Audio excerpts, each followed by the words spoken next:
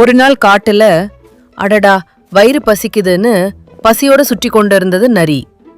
இங்க எங்காவது ஒரு முயலையாவது பிடிச்சு சாப்பிடணும், இல்லைன்னா நிம்மதியா தூங்க முடியாதுன்னு மனசுல நினைச்சுக்கிட்டு எல்லா மூலைகளையும் தேடி திரிந்தது. ஆனா எவ்வளவோ தேடியும் ஒரு மிருகம் கூட கண்ணுக்கு பட்டதில்ல. இவ்வளவு மோசமான நாள் இருக்கேன்னு தலைய குலுக்கிட்டு போய்கிட்டு இருந்தப்போ திடீர்னு ஒரு கழுத அங்கே புல்லு மேறுது நரியோட கண்ணுல பட்டுச்சு. ஆஹா, குட்டி விருந்து ரெடியாக இருக்குன்னு நரி வாயில நீர் விட்டது. அந்த கழுதையும் நரிய பார்த்ததும் இதய துடிப்பு அதிகமாயிடுச்சு. அப்பப்போ நரி இப்போ நம்ம கதை முடிஞ்சிடுமோன்னு மனசுல பயந்தாலும் அடுத்த நிமிஷமே அந்த கழுதை யோசிச்சுது.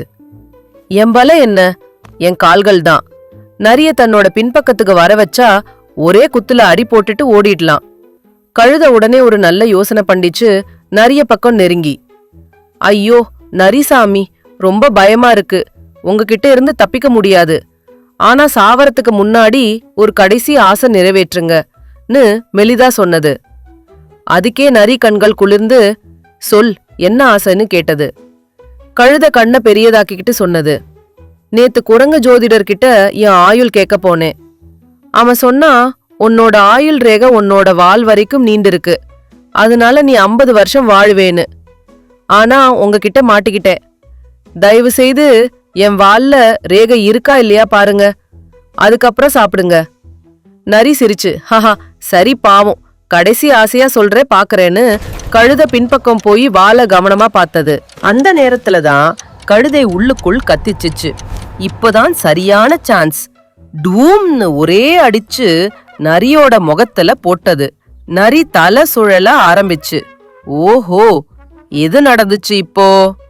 அந்த சந்தர்ப்பத்தை பார்க்காம கழுதை குட் பைன்னு ஒரே வேகத்துல ஓடி போயிடுச்சு. கதையின் நெறி. திருவள்ளுவர் சொன்ன மாதிரி, வினை வலியும் தன் வலியும் மாற்றான், வலியும் துணை வலியும் தூக்கிச் செயல். என்ன செய்யணும் என்று யோசிக்கும்போது என்னோட வலிமை என்ன, எதிரியின் வலிமை என்ன, என்னோட சாத்தியங்கள் என்ன, யாரோடு சேர்ந்து செய்கிறேன், இவைகளை எல்லாம் நன்கு புரிஞ்சுக்கிட்டு செயல்பட்டாதான் வெற்றி நிச்சயம்.